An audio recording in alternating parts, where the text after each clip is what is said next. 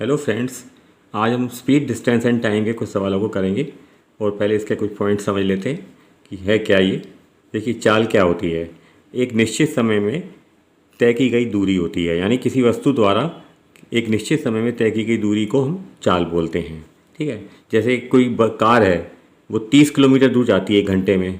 ठीक, तो हम ये कह सकते हैं कि उसकी चाल है 30 किलोमीटर प्रति घंटा है। तो चाल को हम किस तरीके से ले सकते हैं? चाल बराबर दूरी बटे समय। ठीक है। यदि दूरी जैसे 50 किलोमीटर चली और समय 1 घंटा लगा, तो हम इसको बोल सकते हैं कि इसकी जो चाल है 50 किलोमीटर प्रति घंटा है। जो इसकी यूनिट होगी, इसको हम कैसे लिखते हैं? जैसे दूरी बटे समय, मतलब दूरी जैसे किलोमीटर में ली हमने और समय घंटे में लिया, तो इसकी जो चाल होगी किलोमीटर पर आवर होगी। ठीक है ना।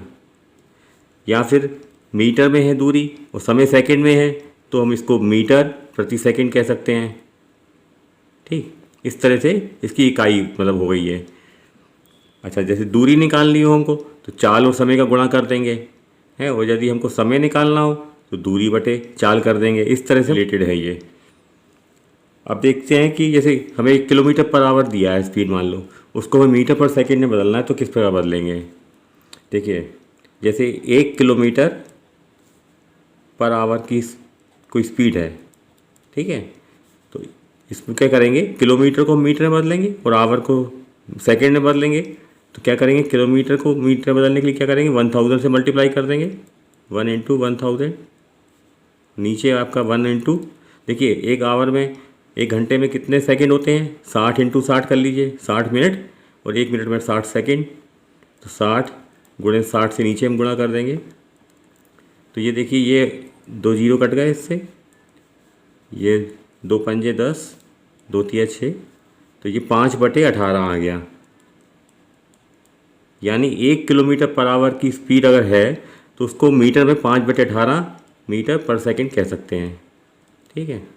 और कोई भी हमें संख्या दी हो, जैसे 30 किलोमीटर पर आवर की स्पीड दी हो, उसको हमें मीटर पर सेकंड में बदलना हो, तो हम 5/18 से उसको गुणा कर देंगे। ठीक, इसी प्रकार यदि मीटर पर सेकंड में हो, 1 मीटर पर सेकंड की स्पीड हो, तो इसको हमें यदि बदलना हो तो क्या करेंगे? देखिए, इसका उल्टा हो जाएगा। यदि मीटर पर सेकंड में दी हो स्पीड, उसे किलोमीटर पर आवर में बदलना हो, तो हम 18/5 से मल्टीप्लाई कर देते हैं। ठीक है ना।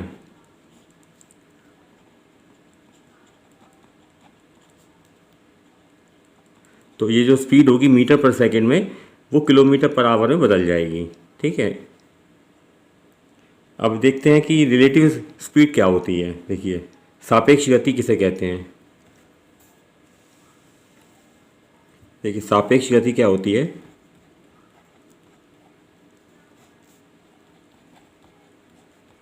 जैसे समझ लीजिए कि 2 कारें चल रही हैं, एक ए कार है और एक बी है। ठीक है। ए की स्पीड मान लिया V1 है, V1 किलोमीटर पर आवर है, और बी की है V2 किलोमीटर पर आवर। ठीक। अब यदि ये दोनों एक ही दिशा में जा रही हैं, मान लिया एक ही दिशा में इनकी गति है, तो इनकी रिलेटिव स्पीड क्या होगी, यानी सापेक्ष गति क्या होगी इसकी? यदि एक ही डायरेक्शन में है दोनों, मतलब ये भी इस तरफ जा रही है, ये भी इस तरफ जा रही है, तो सापेक्ष गति क्या होगी?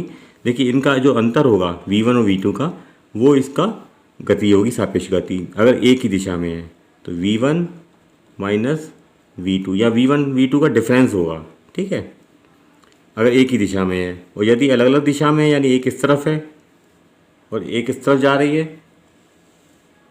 तो सापेक्ष गति क्या होगी इसकी? तो हम क्या करेंगे? V1 और V2 को आपस में जोड़ देंगे।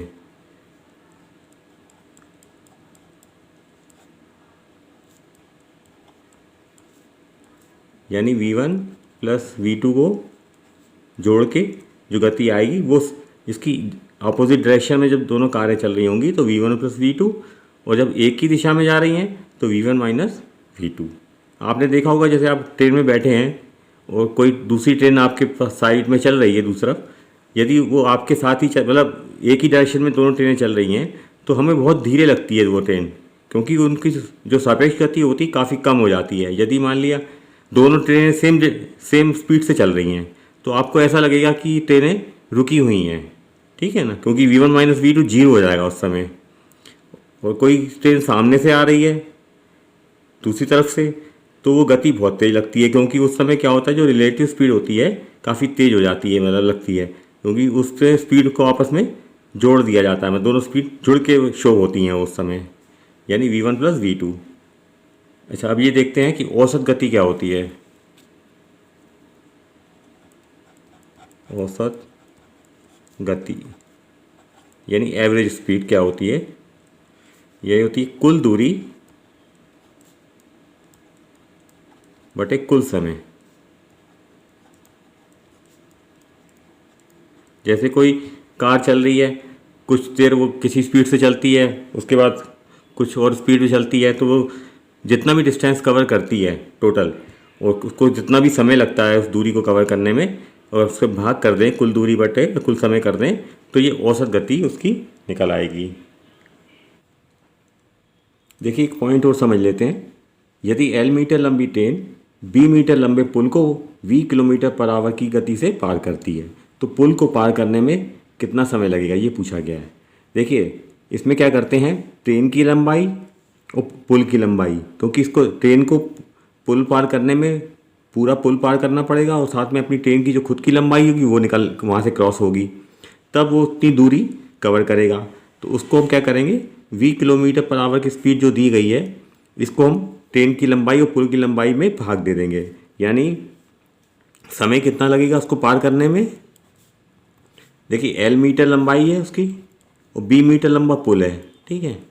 देखिए ये दोनों चीज़ें जो दी हैं, लंबाई जो मीटर में दी हैं और यहाँ स्पीड दी है किलोमीटर पर आवर में, तो इसको भी हम क्या करेंगे, मीटर पर सेकंड में चेंज कर लेंगे, फिर इसको हम इसकी स्पीड से भाग दे देंगे, तो ये हमें समय मिल जाएगा कि इसको क्रॉस करने में, पुल को क्रॉस करने में ट्रेन कितना समय लेगी, ठीक है। इस तरीके से हम दोनों चीज़ों को जोड़ लेते हैं, लंबाई को, और उसकी स्पीड से भाग कर देते हैं। और यदि L मीटर लंबी ट्रेन किसी खंबे को मतलब V किलोमीटर पर आवर की गति से पार करती है, कोई खंबा है उसकी साइड से निकलती है, तो उसे ट्रेन को उसे पार करने में कितना समय लगेगा। इसमें खाली ट्रेन की लंबाई है जो, तो खाली ट्रेन की जो लंबाई होगी उसमें हम स्पीड से भाग कर देंगे, यानी L मीटर जो दिया है हमको L बटे, और यहाँ भी देखिए यहाँ ट्रेन की जो लंबाई है वो मीटर में है, अगर स्पीड किलोमीटर पर आवर में दी हो हमें तो पहले उसको हम मीटर पर सेकंड में चेंज कर लेंगे, एक ही यूनिट में दोनों को मतलब चेंज कर लेंगे। यहाँ तो इसको मीटर को उसमें बदलें किलोमीटर में, नहीं तो जो स्पीड दी है इसको मीटर पर सेकंड में चेंज कर लें, मतलब एक ही यूनिट में होने चाहिए दोनों चीज़ें। तो जो समय होगा खंबे को क्रॉस करने में वो हम इसकी ट्रेन की लंबाई बटे स्पीड से निकाल सकते हैं। चलिए ये सवाल दिया है छोटा सा, एक मोटरसाइकिल सवार 54 किलोमीटर पर आवर की गति से 6 मिनट में कितनी दूरी तय करेगा। देखिए दूरी का फॉर्मूला क्या होता है, दूरी बराबर गति मनी स्पीड इनटू समय करना पड़ता है।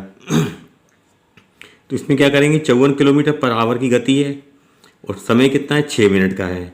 देखिए यहाँ पे स्पीड जो है आवर में है, पर आवर में है, और यहाँ में समय दिया है 6 मिनट में। तो हम क्या करेंगे, या तो मिनट को आवर में चेंज कर लें, तो क्या करेंगे 6 को हम 60 से डिवाइड कर दें तो ये आवर में चेंज हो जाएगा। तो इस प्रकार इसको कर सकते हैं यहाँ पे। तो दूरी बराबर कितना हो जाएगा इसमें, देखिए स्पीड है 54 kilometre per hour into 6 minute है, इसको पहले आवर में चेंज करेंगे तो 60 से भाग कर देंगे, ठीक। इस सॉल्व कर लेते हैं इसको, 6 से ये 10 बार कट जाएगा और 10 जीरो हटाएंगे तो यहाँ पे पॉइंट लग जाएगा, तो ये हो जाएगा 5.4, यानी किलोमीटर में ये, क्योंकि किलोमीटर पर आवर स्पीड थी इसकी, तो 5.4 किलोमीटर ये दूरी 6 मिनट में तय करेगा मोटरसाइकिल सवार। चलिए क्वेश्चन ये एक देख लेते हैं। यदि एक व्यक्ति A से B तक की दूरी x किलोमीटर पर आवर तथा B से A तक की दूरी y किलोमीटर पर आवर से तय करता है, यानी दो पॉइंट हैं A और B के बीच में कुछ दूरी है, उसमें जाते समय वो x किलोमीटर पर आवर से जाता है तथा वापसी में y किलोमीटर पर आवर की स्पीड से आता है, तो पूरी यात्रा के दौरान उसकी औसत गति क्या होगी। ठीक है। एवरेज स्पीड पूछी गई है, इसमें हमें डिस्टेंस नहीं दिया कुछ भी, सिर्फ स्पीड दी है जाने की और वापसी में आने की। तो इसका एक फार्मूला होता है सीधा औसत गति का। तो औसत गति बराबर क्या करते हैं हम, 2 इंटू, देखिए एक्स और वाई जो स्पीड दी हैं दोनों का मल्टीप्लाई कर देते हैं, एक्स इंटू वाई बटे एक्स प्लस वाई। तो इस तरह से हमें यहाँ पे एवरेज स्पीड मिल जाती है, जो कि सिर्फ स्पीड से मतलब निकाला गया है इसको, ठीक है। इसमें कोई भी डिस्टेंस वगैरह नहीं दिया होता हमको, तो इस फार्मूले से हम इसको निकाल सकते हैं। यानी 2 इंटू एक्स इंटू वाई कर लेंगे और ऑब्लिक एक्स प्लस वाई यानी दोनों स्पीड को जोड़ के इससे भाग कर देंगे, तो ये हमें औसत गति मिल जाएगी यहाँ पे। चलिए ये सवाल देखते हैं। रमेश 16 किलोमीटर की दूरी 15 किलोमीटर पर आवर की चाल से, 20 किलोमीटर की दूरी 50 किलोमीटर पर आवर की चाल से तथा 50 किलोमीटर की दूरी 60 किलोमीटर पर आवर की चाल से तय करता है। इन दूरियों को तय करने में कुल समय यानी कितने मिनट लगेंगे। इससे मिनट में पूछा है कि कितना समय लगेगा। देखिए यहाँ पे जो स्पीड दी है ये दी है 15 किलोमीटर पर आवर, ठीक है। तो इसको हम क्या करेंगे, 15 जो किलोमीटर है आवर है इसको हम चेंज कर लेंगे मिनट में। तो क्या करेंगे इसको, देखिए 15 किलोमीटर पर आवर दी है स्पीड हमको, तो इसको हम इससे लिख सकते हैं, आवर को मिनट में बदलेंगे तो क्या करना पड़ेगा, हमें 60 से गुणा करना पड़ेगा। तो नीचे हमें 60 से गुणा करना है, 15/60 ये हो जाएगा किलोमीटर पर मिनट, ठीक है ना। इस तरह से जो बाकी स्पीड्स हैं उनको भी हम चेंज कर लेंगे। अब हम क्या करते हैं, दूरी निकालने, समय निकालना है हमको। तो समय का क्या फार्मूला होता है, देखिए समय बराबर दूरी बटे चाल, ठीक है ना। जो दूरी कितनी है पहली, देखिए 16 किलोमीटर है, इसमें क्या करेंगे हम 15/60 से भाग करेंगे, ये स्पीड है इसकी पहली, तो नीचे 15 आ जाएगा और जो 60 है वो ऊपर चला जाएगा, ठीक है। इसी प्रकार दूसरी देख लेते हैं। देखिए दूसरा है 20 किलोमीटर की दूरी है, तो 20 में हम क्या करेंगे, और चाल है 50 किलोमीटर पर आवर यानी 50/60 किलोमीटर प्रति मिनट हो जाएगी ये। तो इसको 50 से इसको भाग करेंगे और 60 ऊपर चला जाएगा, ठीक है। जैसे ये 15/60 हुआ था ऐसे ये 50/60 हो जाएगा। इसी प्रकार तीसरी देख लेते हैं। तीसरा दूरी है 50 किलोमीटर, देखिए, और नीचे स्पीड कितनी है 60 किलोमीटर पर आवर, तो ये हो जाएगी 60/60 किलोमीटर प्रति मिनट।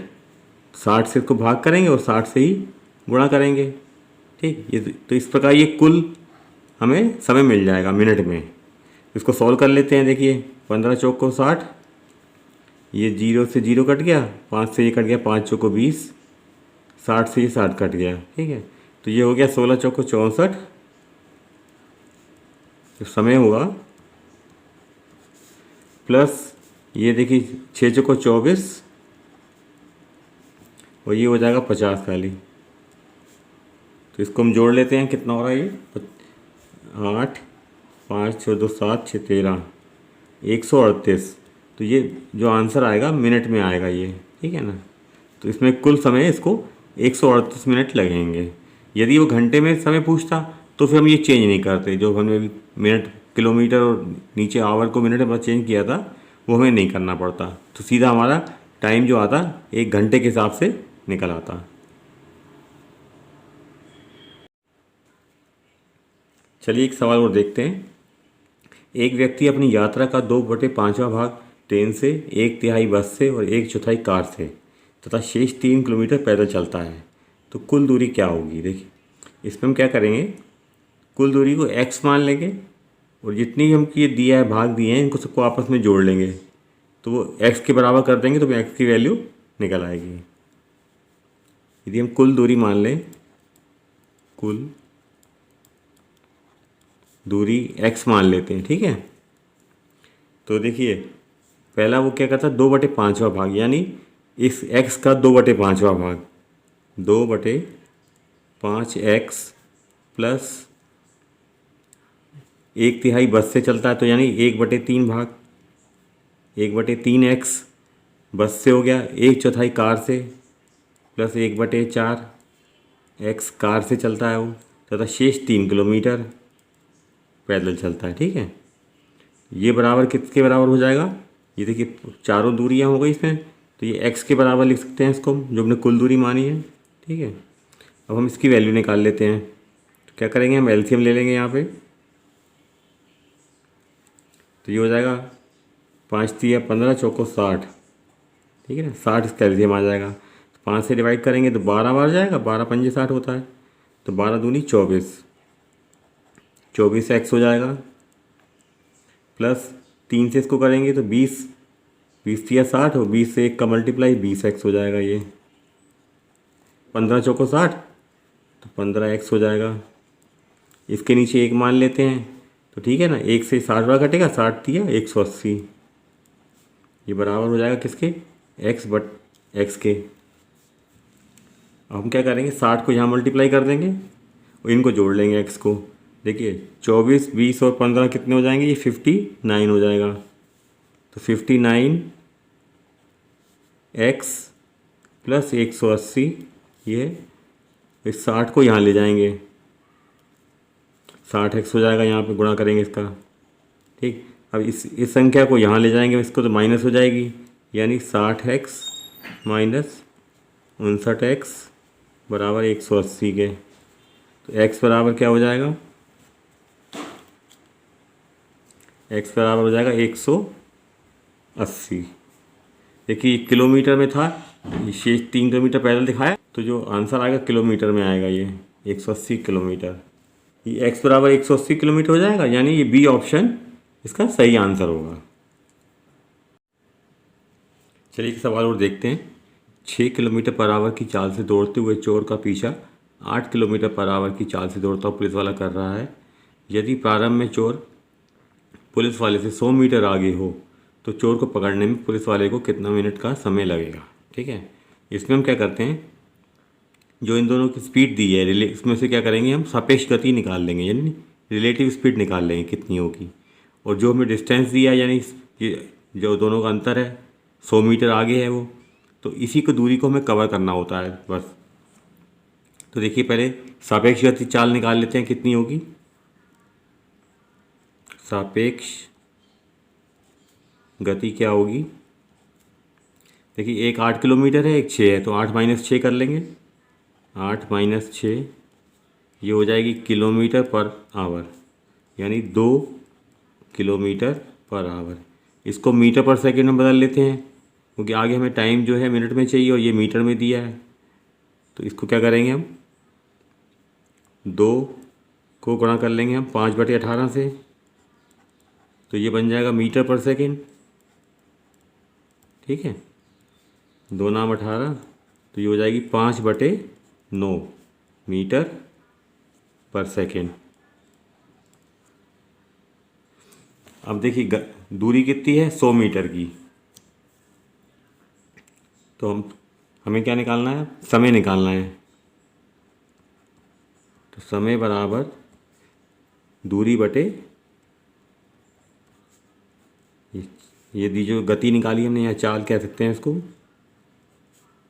दूरी कितनी है, 100 मीटर की, और जो ये दिया है वो चाल है 5/9 मीटर पर सेकंड। तो इससे भाग कर देंगे तो 5 नीचे आ जाएगा और 9 से ऊपर गुना हो जाएगा, 9 ऊपर चला जाएगा।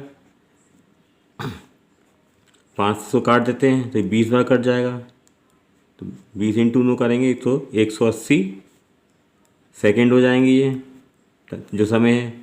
देखिए यहाँ पे क्या दिया है, पूछा है कितने मिनट का समय लगेगा, तो इसको हम 60 से भाग कर दें तो ये मिनट बन जाएंगे, यानी ये हो जाएगा आपका 180/60 मिनट। तो ये हो जाएगा बराबर 60 या 180, यानी 3 मिनट हो जाएगा। ठीक है, तो ये जो डी ऑप्शन होगा इसका ये सही होगा। चलिए नेक्स्ट वीडियो में इस चैप्टर से रिलेटेड कुछ नए सवालों को सीखेंगे। यदि आपको मेरा यह वीडियो अच्छा लगा हो तो प्लीज़ मेरे चैनल नोटेड क्लासेस को लाइक, शेयर एंड सब्सक्राइब करें और बेल आइकन को प्रेस करें, ताकि आने वाले नए वीडियो की नोटिफिकेशंस आपको मिलती रहे। Thank you.